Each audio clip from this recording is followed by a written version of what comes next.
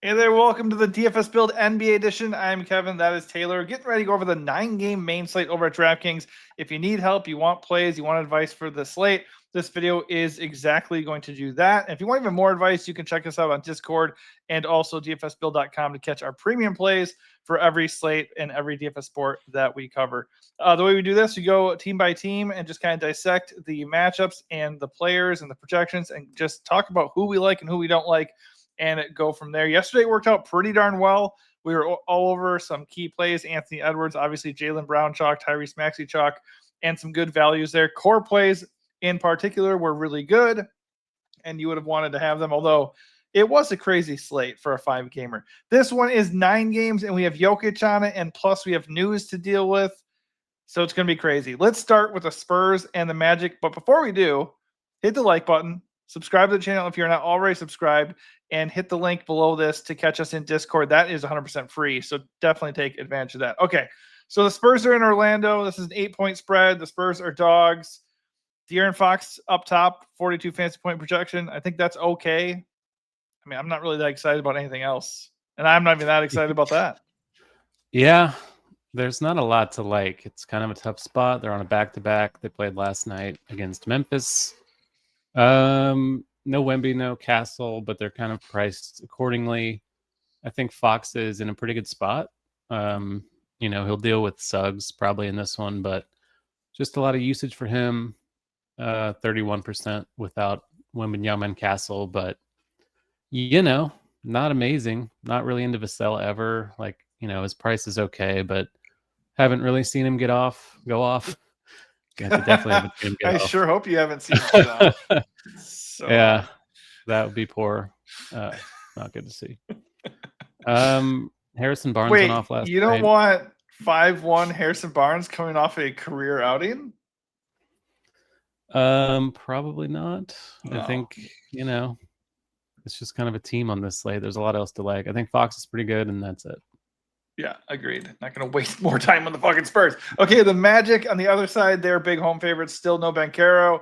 Franz Wagner always looks fine. Jalen Suggs looks fine. I think if you're going to play a Magic guy, it's going to be Desmond Bane. He's right in between those guys in terms of price, and he's right there with Wagner in projection. In tournaments, Wagner is interesting because the matchup isn't that bad with Wemby not there, and he does have a ceiling at times. Did he actually get there the other day when we were talking? No.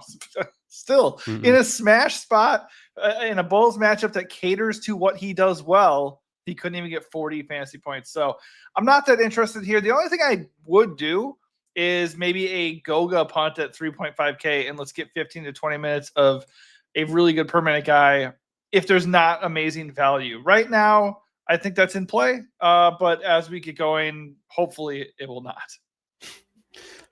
Yeah, I am getting a little Goga. I don't want any Goga. I know I don't want it, but it looks okay for now. Yeah, he's cheap.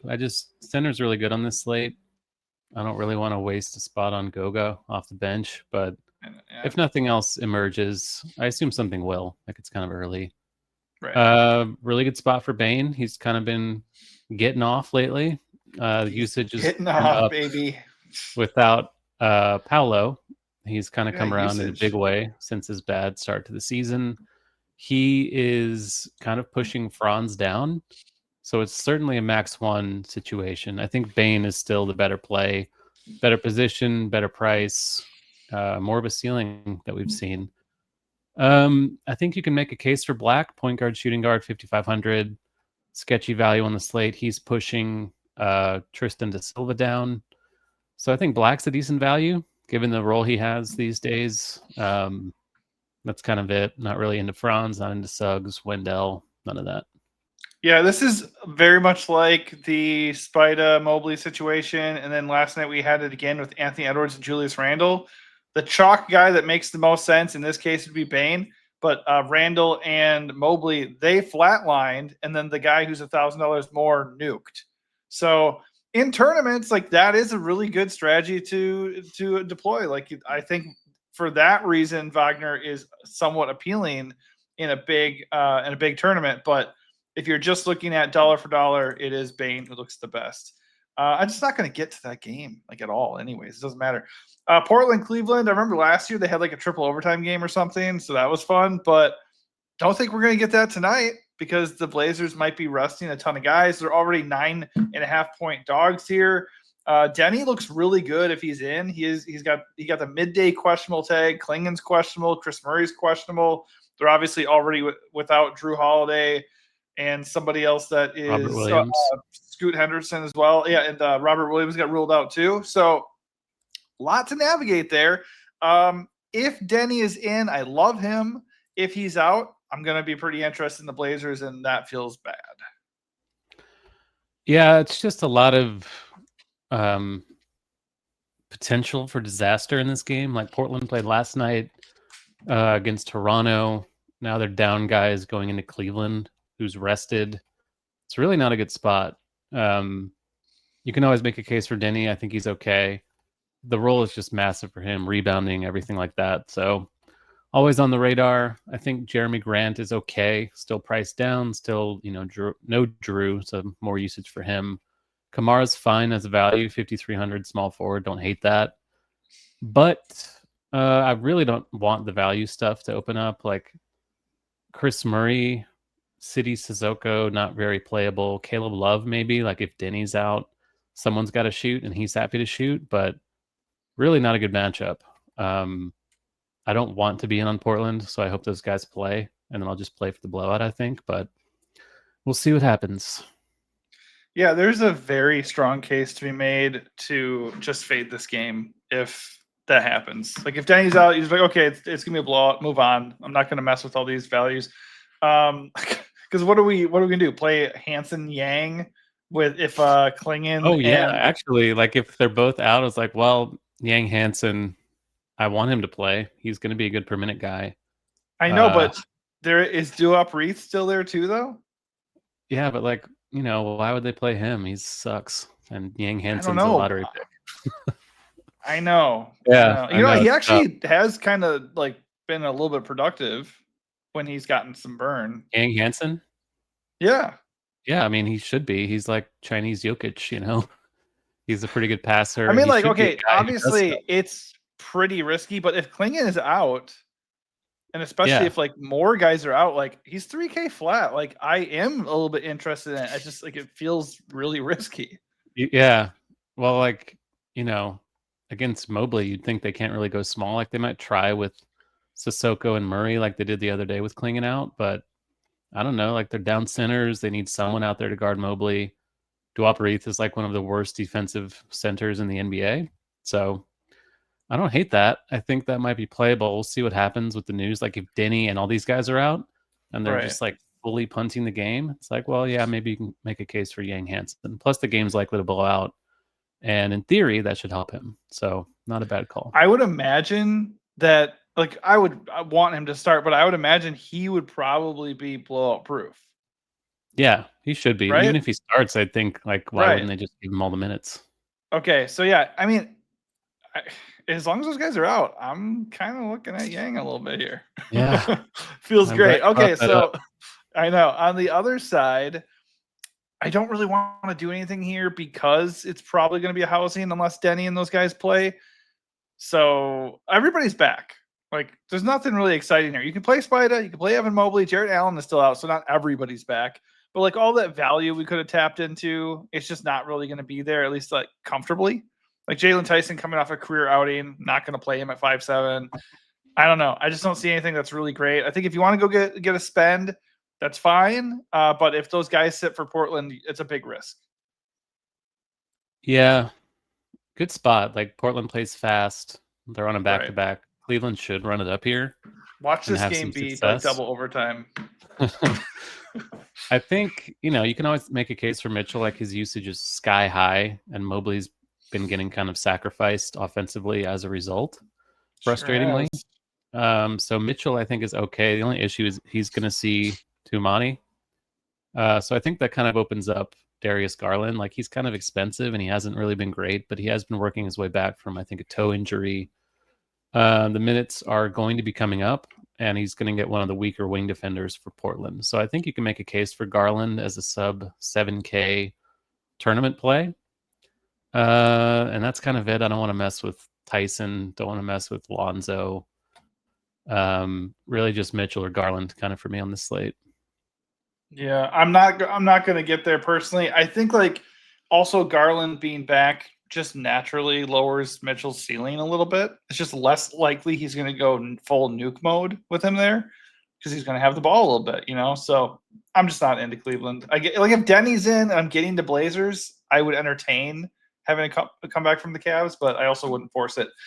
Denver and Indiana, they are 8.5-point favorites. Jamal Murray's questionable. Don't really have a lean as far as like whether he's going to play or not. I would imagine they'd rest him in a spot where they will probably win without him. And if they do, then you're looking at Bruce Brown at 4.9K. That looks like a pretty good value right away. Shooting guard, point guard eligible. That boosts Cam Johnson, Peyton Watson, Tim Hardaway Jr. Those guys all spike a little bit. So they're a little bit more viable than they had been. Spencer Jones is interesting based off of price and minutes. I don't believe we're going to get what he did like in his last game, which is like 28 real points or something. I don't want to chase that, and I hope other people do, but he is 4.2. If Murray's in, I'm not going to play him at 9K. I don't want to do that. But if Murray's out, Jokic suddenly becomes tough to fade. It's just like it is a 9-game slate with a lot of good plays, and he's still 13K. Like I'm not really getting there. I'm not really into Jokic. And the thing that's annoying about this type of conversation, by the way, is that right now he's at 2% ownership. So that always makes me feel like I'm stupid for fading him. You know what always happens? I play him, but then he's like 40% owned anyways. He's still owned because he's Jokic. So I don't know. I think he's never as low owned as you think. It's like Jahmyr Gibbs. Like he's always going to be in the double digits no matter what. Well, look at Anthony Edwards last night. I thought, okay, Jaylen Brown's a great play, but I'm going to leverage that ownership with Anthony Edwards at probably 10%. Nope, they're exactly the same owned in my single entry. So had no leverage there. Jokic is a great play. The Pacers are a smash spot. If you want to pay for Jokic, I have no issue with that. It's just a big slate. I don't think it's super necessary. And if Jamal's out, Bruce Brown looks great. It's hard to think of a better spot for Jokic than this. Like Indiana with Jay Huff and Isaiah Jackson and Tony Bradley. Like they're going to be utterly overmatched. You bite your tongue, Jay Huff, the living legend. Yeah. But then if Murray's out, it's like, well, someone has to score, you know? Right. So you'd think it would probably be him. Obviously, the issue is that he's 13-4, and there's not a lot of value, but it would open up more value. I think Jalen Pickett would probably start if Murray's out. I think that's decent at 3.7 in this spot. Watson, Johnson look better. Hardaway would be okay, I think, at 4.4. Jones, I'm not really on. I think that's like he's so bad per minute. I think that's just like a super chase. But yeah, look at that projection at 28 minutes. That is rough. Yeah, that's like Josh Green territory. Do not play that guy. Yeah, I agree. If Jalen Pickett does start at 3.7, obviously he has to be on your board. I feel like we've been in situations though where he does get a start and then he just randomly does not play like a lot and is not naturally super productive. So just be wary of that. But yeah, I think that kind of does it for. Well, are you out or are you just did you put your video away? He's pretty much out. Okay, so we'll just keep going here. I'm pretty sure he's a line. Like if Bruce Brown starts, and even if he doesn't, Jamal Murray's out, Bruce Brown is still going to be super viable. All right, on the other side are the Pacers. They are big underdogs at home. You know, it's possible the game gets into a shootout, especially if Jamal Murray ends up not playing. I don't have a lot of confidence in that. And all the Pacers guys are kind of priced up. Siakam at 8.9. We have Andrew Nembhard back and Benedict Mathurin back. So, like, all these guys feel a little bit expensive to me. Mathurin is super scoring dependent. You know, Jay Huff has been starting. He's actually been playing pretty well, averaging like 13 points per game over his last 5 games. I don't love him against Jokic necessarily at 5.3. Could certainly get into foul trouble, but I think that is an okay value on this slate, especially if the game can stay close. TJ McConnell off the bench is just okay. Tracy Walker at 4.4. You know, he's just not getting like super, super extended, which is what you want.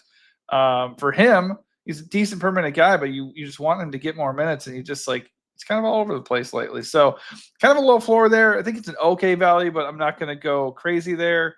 And Mathurin, like he's getting the minutes. Well, not last game.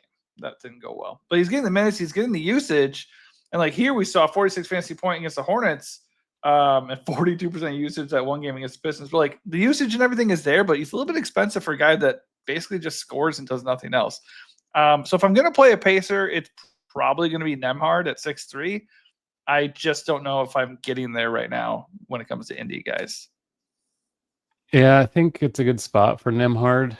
Like Denver's defense has really tanked the last few games, and Murray being out just makes them more shorthanded in that spot. It's just kind of hard to get excited about Nembhard. Like he's fine, but Siakam and Mathurin kind of eat the usage. I do like the price point, so like it's okay. Not something I'm like going out of my way to play. Yeah. Mathurin, same thing, like over 7K is just kind of a tough sell for me. Even in a good spot, and then Siakam, not for me on this slate. Nope. All right, Clippers just released Chris Paul, and they got some things happening over there. Still They're bad, team, but he got sent home, I believe. No, I saw he got cut, or he's gonna get cut. He's gone. I don't think they can cut him for cap stuff. What, like financially? Okay, well, it's one way or another, he's not going to be playing for them. Not that it is relevant at all anymore because he wasn't playing anyways. But the Clippers are 4-point dogs against the Hawks, who are kind of good, I guess, even without Trae Young. It's kind of weird. Yeah. But they don't have Porzingis. Yeah, I guess so. They don't have Porzingis on the other side. But yeah, the Clippers, this is not a bad spot for them. James Harden looks pretty good. We thought he looked really good against the Heat. That didn't work out, but obviously that's recency bias in a nutshell. The 9-6, I don't mind him. Kawhi was a god in that matchup. 36 real points. I think he's got like 30-plus points in each of his last 3 games. The only question with Kawhi is really, is he ever going to not be limited? So he's getting about 30 minutes. I think that's good enough at 8-1 that we can entertain playing him. Like he's fine. Same with Zubats there at 8K. So all the main Clippers guys, they're totally fine if you want to play them. Not really priorities for me on this slate. But if like Harden's going to be completely overlooked, he's probably the most compelling one. I think Kawhi is the most compelling, just matchup wise, salary wise. Like he played 30 minutes the other night, and they were getting completely obliterated, like in the second quarter, and he still got 30 minutes. And I guess they just want to get him back into shape. So, minutes seem secure enough. Like he's going to play 30. He's probably not going to play 38, but for 8-1, he'll have a size advantage over anyone Atlanta throws at him. So I think he's a pretty good play. I think Zoo is okay. Just kind of falls down the list of centers on this slate. I'm out on Harden. I don't know, like he played 16 minutes the other day in a blowout. The vibes are bad. He's got Dyson Daniels or Nikhil in this game. Really don't like the spot. Don't like the price. I will not play Harden tonight. Yeah, I'm not getting there. I just think he's interesting if he's not going to be owned. Because the projection's really nice. The matchup, I mean, besides Daniels, is pretty good. Not interested in anything else here, though. And honestly, just not really that psyched to play Clippers. I agree. Leonard is a good value. On the other side, Hawks, Jalen Johnson forever is a good play. Don't have a problem with him at all. Onyeka with Porzingis out, he looks good at 7.5. Getting a little bit expensive, but I still like him just fine. Daniels is just fine. Nah, just keep scoring. So if you want to play him, that's fine. I think I'd really just mostly stick to Jalen and Onyeka. And then I'm not excited about any of the value there. Yeah, Jalen is a smash again, just like he is every night. Wasn't into him the other night, and he still smashed. This is a way better spot against the awful Clippers defense. Like they're awful in transition, they're awful in the half court, they're awful on the boards, they're awful at everything. So Johnson should do whatever he wants. Okongwu is in a fine spot. Like even Zubats is healthy, but they're still not defending the rim. So Okongwu's okay, like you said, just kind of pricey. I think Na and Daniels are okay. They're both 7K-ish, which is kind of a lot. So not priorities, but playable. And then I agree, the value is kind of shitty. All righty. Hornets visiting the Knicks. We went over that matchup yesterday. Knicks are just going to let you shoot threes for the most part. Problem is Hornets do have some guys who can shoot threes. So I do have a little bit of interest in Charlotte here. LaMelo Ball getting his minutes extended a little bit. Not really that excited to play him here, but the matchup, it's not that bad for the way he plays. Miles Bridges, no. I played him like as the last guy in on the last 13 fantasy points. So definitely getting 50 tonight. I like Knipple quite a bit here in this spot. 6.7K. Still no Brandon Miller. That helps him out a lot. I think all three of them are in play. LaMelo and Khan would be the two I would be targeting personally. If you want to play center value with Diabate and Kalkbrenner, I don't have a problem with that. I don't think you have to do that in the slate. And it's not really a great matchup either. I think actually Mitchell Robinson's out though. So it's not as bad of a spot for them as it would have been. Correct me if I'm wrong on that one. But yeah, LaMelo and Knipple are pretty appealing to me. Yeah, we had this matchup like a few days ago, and it was a really good spot for Knipple. He was horrible. He shot 2 for 12, 0 for 7 from 3, 6 actual points in 30 minutes, but he's been good overall. Brandon Miller was in that game. He's out for this game. Knipple's kind of slowed down a little bit lately after his torrid run, but without Miller, like the matchup is so good for what he does. So I'm going to go back to the well with him. Yep. I think LaMelo's pretty good. Like New York's on a back-to-back. They don't have OG. No Mitchell, like you said. So it is a bit better. They do funnel three-pointers, and they keep teams out of the paint. So LaMelo, I think, is okay. Good price tag on him. I think Bridges is in a good bounce back spot. I don't mind that without Miller. And then I'm out on the centers. It's just a brutal spot. Even without Robinson, the Knicks are good on the inside. So no need for Kalk or Musa, I think. Yeah, like I said yesterday when we talked about this same matchup, it's just like, are those guys going to knock down those shots when they get the opportunities? And I was betting against that with the other Boston guys, with Pritchard and Derek White. But I don't mind it with Brandon Miller out. So I'm in on Khan. LaMelo not getting even 30 minutes like makes me not like super psyched to play him. You know, like I like the price. I like the ceiling. I think the matchup is pretty good for him. But Khan is the guy I'll go to before anybody else for sure. On the other side, it's a good matchup for Brunson and Cat. So if you want to play them at pretty low ownership, that looks good. Josh Hart looks okay. All the next guys, they are on a second leg of a back-to-back set, but they're at home and it's the Hornets. So they all look good. You can even play Mikal Bridges, Miles McBride, probably as deep as I would go. I think Jordan Clarkson, you can always throw him in a GPP at 4-2, but I don't feel great about that. Like his game log is a sea of red, man. Yeah, I think Towns is in a good spot. Like Kalkbrenner's not bad, but it's Towns. He is going to take it to the rookie, I think, pretty easily in this one. 9,300 is a pretty good price tag. Power forward center, I like that a lot. He's going to play center in this game too, which I think helps without Robinson. Brunson, like you said, fine. Still under 9K, just like he was last night. Don't hate it. I think I prefer Towns between the two. Yeah. Getting to a little bit of Bridges, he's back under 7K. Charlotte really hasn't been like a nut matchup. They haven't been as bad defensively as they have been in previous years. So I'm not really flocking to the Knicks. Like I think Bridges and Hart are okay. Don't really want to play the value stuff. There's just hopefully going to be better cheap stuff later on. It's the Kalkbrenner effect. Got this. You got a nice rotation of shot blocking centers in there. Kalk and ball lineup. Yeah, I mean that's something. If you're swatting shots and you're deterring people from coming in, then you have to settle for jumpers, and sometimes that doesn't go very well. So, but yeah, Cat is the play for me for the Knicks. That's probably all I'm gonna like forcibly go to. But if I get to the other guys, I'm okay with it. Brooklyn and Chicago. This game has a 7-point spread. Great spot for the Nets. The Bulls continue to never want to defend anybody. Michael Porter Jr., until his price goes way higher, I'm always going to be interested in this because he has massive usage. He has the ceiling. He's got a good projection, and it's a great spot. So he looks great. I'm getting to him a lot right now, and I hope his ownership stays right there, about 15%. Nick Claxton, chalk. 6.4K Nick Claxton. I'm okay with it. But if he's going to be mega chalk, he's not really a high usage guy or anything. So, I mean, he should be able to do well against Vooch. Just has a little floor and low usage. So if he's going to be super, super owned, I don't mind just doing something else. But it just has a, straight up play. Is he a good play? Yes, absolutely. Clowney, Igor, fair values. Tyrese Martin, even at 4.2. I think they're all okay. If you land on those guys, you just don't have somebody that you feel good about at 5.5, 5.1, or 4.2. I think playing a net against the Bulls is totally fine. It's alarming how many nets I'm getting to right now. Like, it's such a good spot for both teams. Like, these are like the two worst interior paint protecting defenses in the league. So it should be a pretty good game to target, even though they're both terrible. Claxton is the best play. I think he's one of the best plays on the slate. I don't really care. Like, I don't know if he's going to be mega chalk. Like, it is center.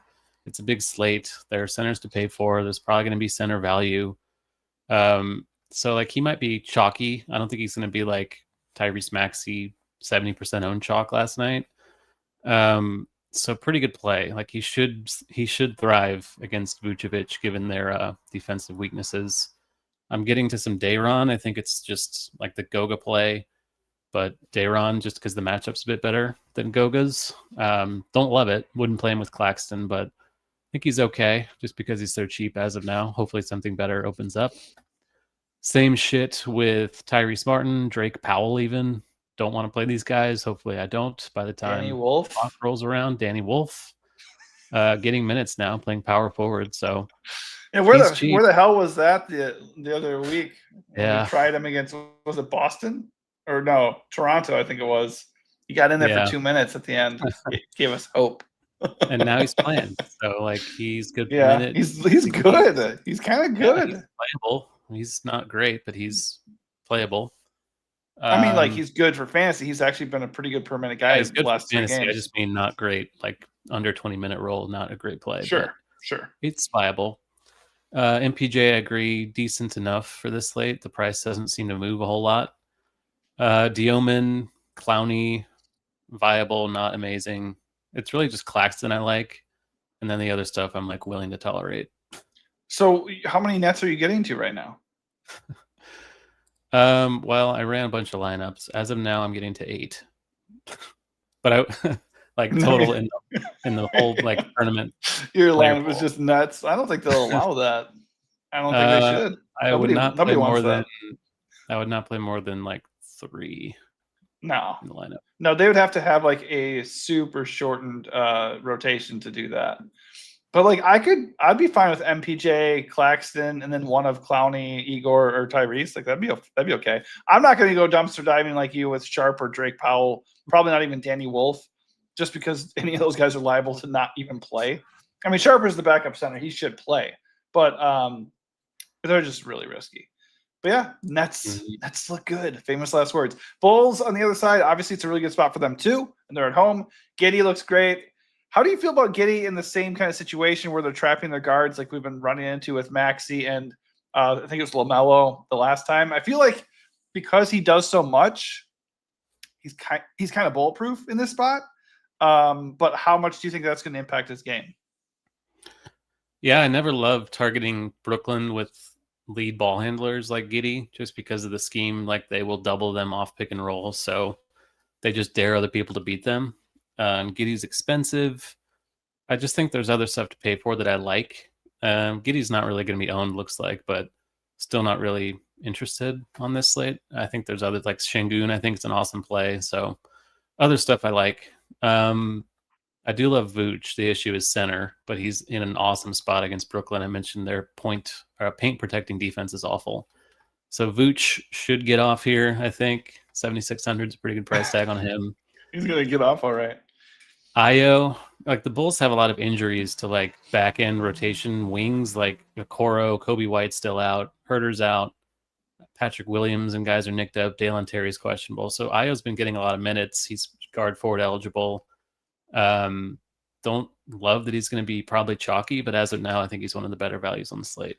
And then I think Trey Jones is like fine with Herter out, just not a priority. Javon Carter season? He's 3K. So well, okay. I don't actually want to play Javon Carter right now, but I will say if Trey Jones is out because he's questionable along with Dalen Terry, then he would have a role. He'd be looking at 15, 20 minutes at 3K flat. I think you can consider it for GPPs and 9-game slate. Good 9-game slate. But yeah, Io looks really good. He's probably the best play here at 5'8", especially since you can use him at small forward. And there's no Herter or Kobe. So he looks really good. I do think, though, this is definitely a spot where we can like leverage this ownership also. Like as good of a play as he looks like, can you not envision a future later on tonight where you're like, the Bulls have 70 points at halftime and Io has 4 of them. And like it's Vooch and Giddey and Buzelis just nuking, and your guy Io 40% owned has like nothing, right? That's something that happens a lot. So just something to consider. But in a vacuum, he does look really good. Hard to get away from him because it is a good spot, and you could use him at more than just, guard. Kings are a fucking mess. I don't want anything to do with that. Go ahead. Nope. I don't either. There's no reason. They're on the road. They're like 15-point dogs. I guess if you stack Rockets, you can consider somebody, but that is just a shot in the dark. They're all kind of the same price, and they're all literally the same player. So it doesn't. 300 Keegan Murray. No, not 7,300 Keegan Murray, but maybe just never mind. I don't want any Kings. Anyways, Şengün looks amazing. Zach Edey put up 62 fantasy points in the same spot. Şengün might put up 90. So the only question is blowout risk, which that's substantial. But in the name of the damn Pelicans and Timberwolves, we don't play for blowouts because they're NBA teams, they're professionals, they can keep it close. So Şengün does look like one of the best spends of the entire slate. He's a big reason why I don't feel compelled to pay for Jokic, just because, and by the way, power forward eligible as well. That's amazing. So you can fit him in with Clax and a punt like Goga or something. So he looks awesome. KD doesn't really do much beyond scoring. Not super psyched to play him. Amen Thompson's totally in play. I think he's a better play than KD. Positional versatility is probably the only deterrent there. Reed Shepherd's price is a bit high. I like him as a player. I wish he was like 5.5 or 5. If Steven Adams is out, Clint Capella, 3.8K punt, not the worst thing in the world. If Steven Adams is in, 4.2K, also not the worst thing in the world. Yeah, it's funny that the only Rocket now without multi-positional stuff, other than like Steven Adams, is Thompson. Yes. Who is like the most versatile positionless guy in the entire league, but apparently he's only a point guard, according to DK. Yeah, I love Şengün. Like I mentioned, like Sacramento is just so bad. Precious, no Sabonis. They just don't have anything inside. So Şengün should eat him alive. Steven Adams should eat him alive if he plays. I agree Capella's okay in the name of all the other backup centers we talked about. If Adams is out, centers. KD does have guard forward. Yeah. So like that's that makes no sense. No, Amen Thompson should have that. KD should be small forward only probably, but he's not. I think he's okay. I do prefer Amen. I think it's an awesome matchup for Amen as well. Mm-hmm. He's been kind of frustrating with KD in, like the usage just doesn't really flow to Amen, but I'm still going to go back to the well in a good matchup at no ownership. Pretty interested in that. Shepherd, like you said, a little bit expensive, hasn't gotten the usage when he's been playing with the starters, which he has been lately. So yeah, Şengün, Amen, maybe KD, maybe Adams, maybe Capella. That's it. Do you think Şengün's going to get steamed up here, or are you buying low ownership? I think Anthony Davis will keep Şengün's ownership low. Yeah, I really suggest simply pairing them because they both look so good. You said it pretty well, my friend. Okay, so Detroit and Milwaukee next up. Feels bad, but I'm kind of not getting to Cade or Giannis at all on the slate. But it's not really a great spot for the Bucks at all. Cade obviously can nuke 10.6. Nobody wants to play Cade. I suppose I should have more interest in Cade. Might want to force that a little bit because he can go get 90 as he's shown. Jalen Duren at 7.9. That looks pretty good. Obviously, foul trouble risk with Giannis owning the paint. So I'm not as excited to play him as I normally would be at that projection price. Not super excited to play any other Pistons. Like it's just like, do I want to go over the field on Cade? If I'm doing a lot of entries, I probably should. Yeah, I love Cade. I think he's in an awesome Milwaukee. Really anyone who can match up with him. He's expensive, not as expensive as Jokic or Giannis. So pretty easy to get to him in theory, based on the lack of value. Like it's easier to get to Cade than Jokic right now. I'm still not really getting there. I would like to get there more, so hopefully more value opens up.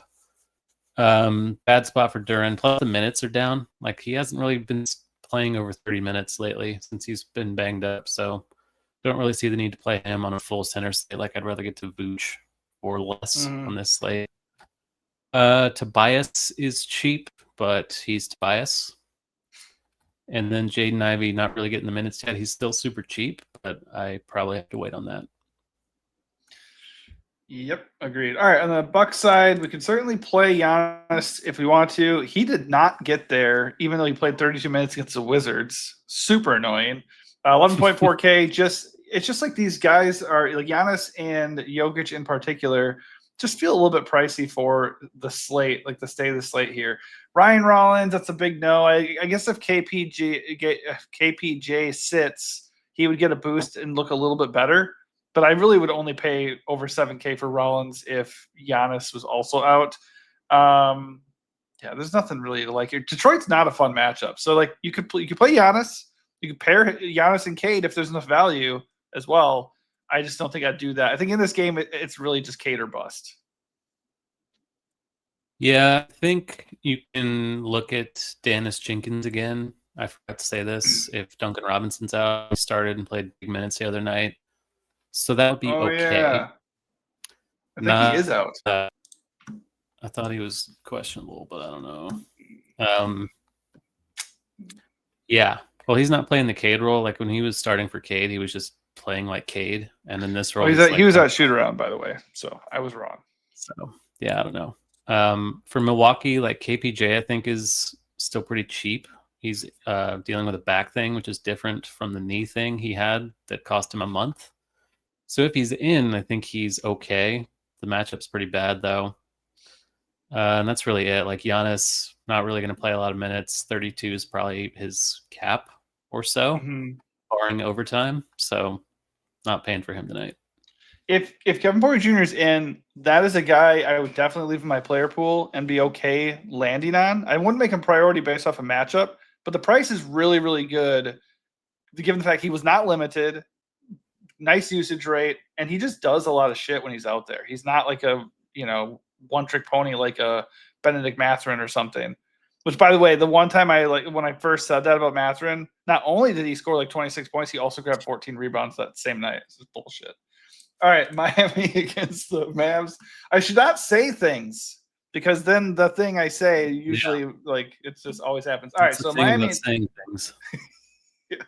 Once you put it out there in the universe is like, oh, not so fast. All right, so Miami, they play fast. They're fun. Bam and Tyler Hero, they get the usage. They look fine. Norm Powell's questionable. He could be out. That would give them a sizable boost. That'd make Davion Mitchell 5'1" look better. Andrew Wiggins getting kind of cheap at 6'1".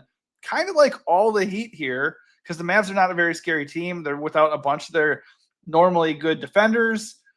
Yeah, man, like it's kind of like the other slate when we were kind of talking about Heat guys. It's like they look pretty good, but they don't project all that well, and they're not going to be owned.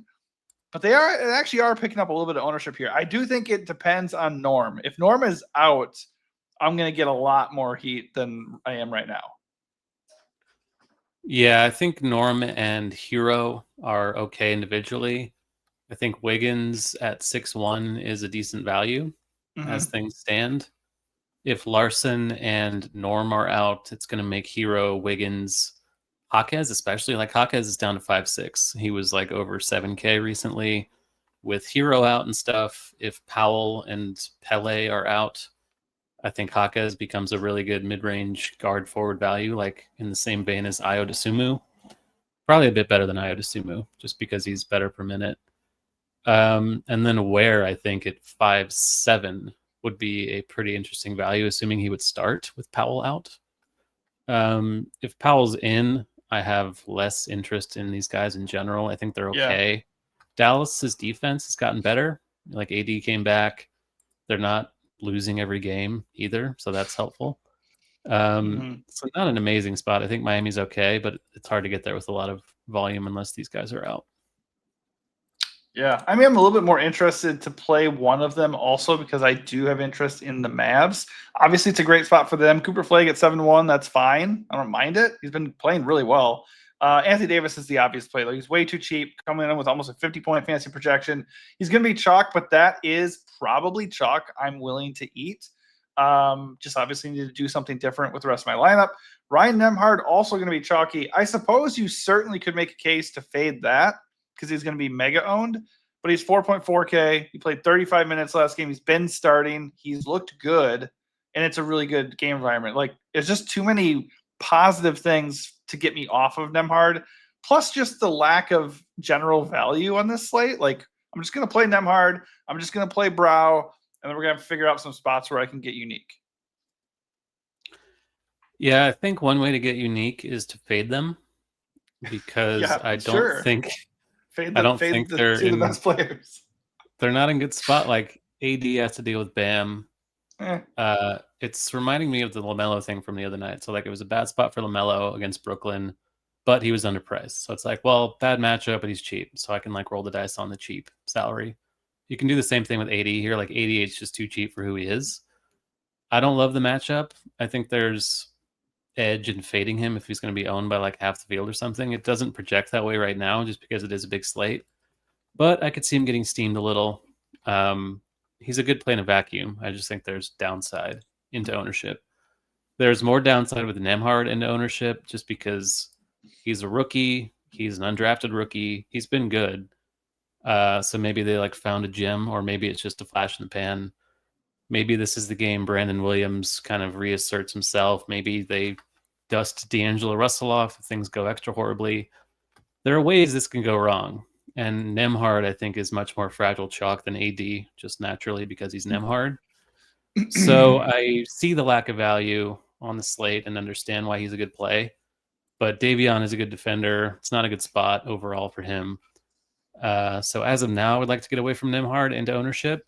I think Cooper Flagg's a really good play.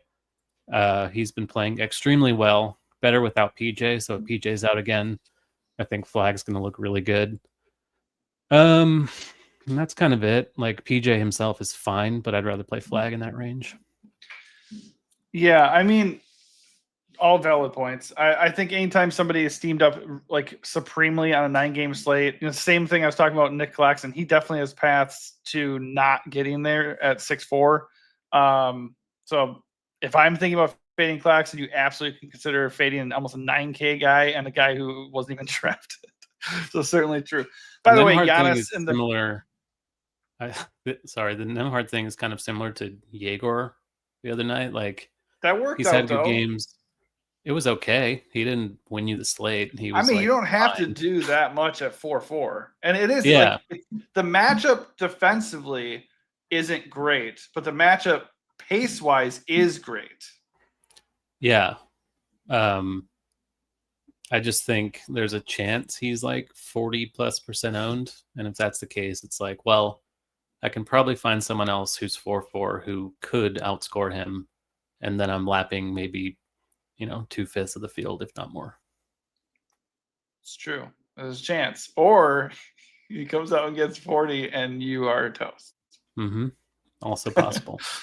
That is the game that we play. I just saw that Giannis and the Bucks are talking about his future, which means he's going to get traded. Ominous.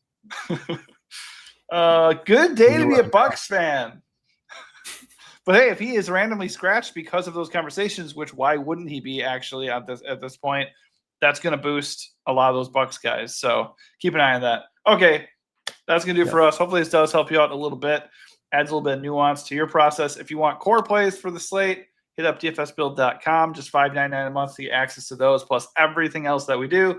If you just want free advice, subscribe to this channel so you get more videos like this, and also kick it over to our Discord, which is 100% free. If you enjoyed this video and we helped you in any way, also hit the like button and drop a comment about your favorite play for the slate. Thanks for watching and good luck.